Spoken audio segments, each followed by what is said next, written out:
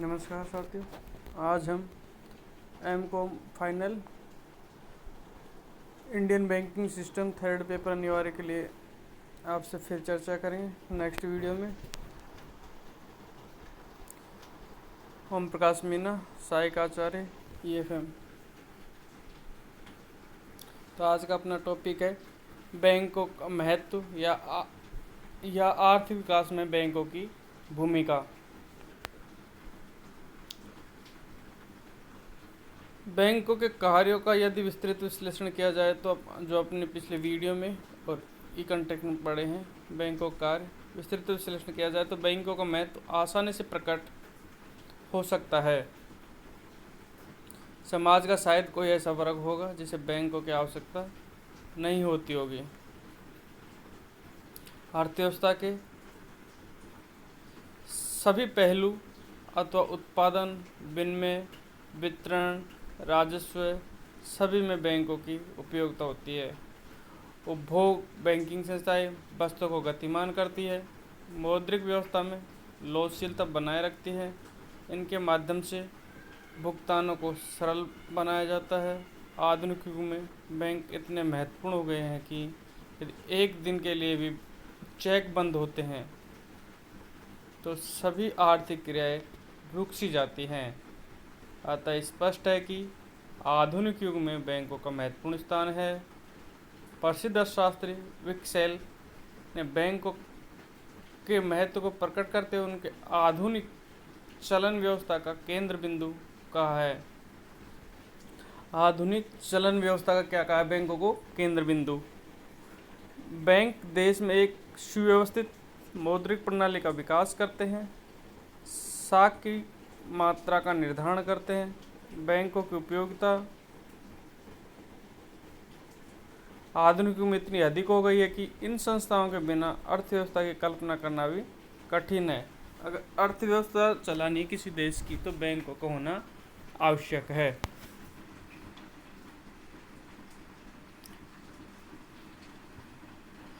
आधुनिक अर्थव्यवस्था के संदर्भ में बैंकों के निम्नलिखित महत्व पर हम प्रकाश डालेंगे।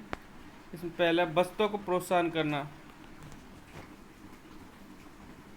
बैंक छोटी छोटी जमाओं को आकर्षित कर जनसाधारण में मितव्ययता बचत की भावना को प्रोत्साहित करते हैं। फलस्वरूप देश की पूंजी का संग्रहण होता है। नेक्स्ट बिंदु है वित्त सहायता, फाइनेंशियल असेसमेंट।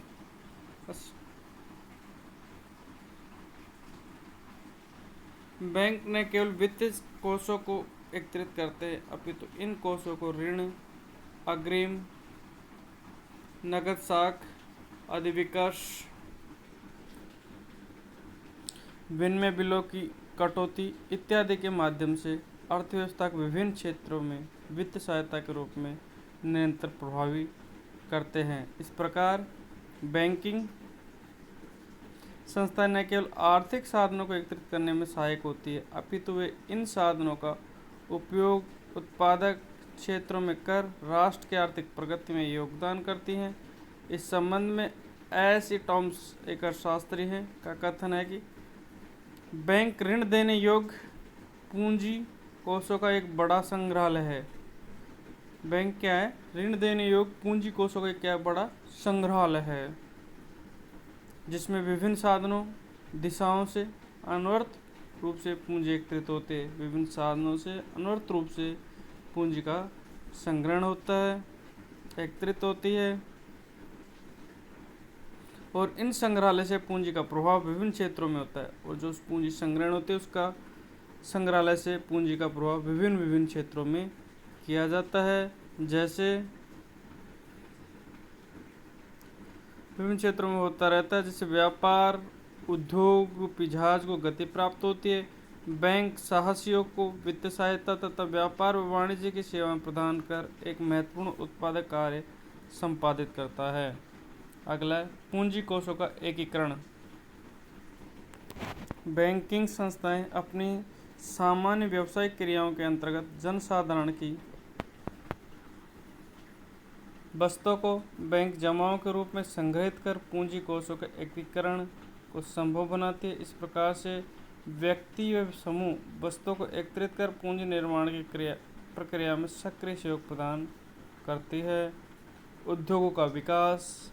बैंकों द्वारा आर्थिक नियोजन के संदर्भ में उद्योगों को वित्तीय सहायता प्रदान की जाती है तथा राष्ट्रीय प्राथमिकताओं के अनुरूप इन उद्योगों को वित्तीय सुविधा प्रदान उपलब्ध कराई जाती है। इस प्रकार ये संस्थाएं नियोजित औद्योगिक विकास के लक्ष्य को प्राप्त करने में सक्रिय सहयोग प्रदान करती हैं। धन हस्तांतरण की सुविधा। बैंक धन प्रेषण के अनेक साधन जैसे चेक, ड्राफ्ट आदि उपलब्ध कराती है। इन साधनों के फलस्वरूप आर्थिक साधनों की गतिशीलता में वृद्धि होती है। ये संस्थाएं ऐसे क्षेत्रों से जहाँ अतिरिक्त वित्तीय कोष होते हैं उन स्थानों पर निरंतर कोषों को स्थानांतरित करती रहती हैं। जहाँ कोषों का अभाव है, धन हस्तांतरण से ही देश में संतुलित आर्थिक विकास संभव हो सकता है। साख का सर्जन। आधुनिक अर्थव्यवस्था में साख उद्योग व व्यापार के जीवन रक्त के समान है। साख क्रेडिट एक ऐसी चीज़ है जैसे मानव शरीर में रक्त प्रवाह होता है, उसी प्रकार साख भी एक रक्त का तरह कार्य करती है, के समान कार्य करती है। आर्थिक क्रियाओं के सफल संचालन में साख सुविधा अहम भूमिका का निर्वहन करती है। वर्तमान युग में मुद्रा का चलन कुल मात्रा में बैंक मुद्रा का महत्वपूर्ण स्थान होता है।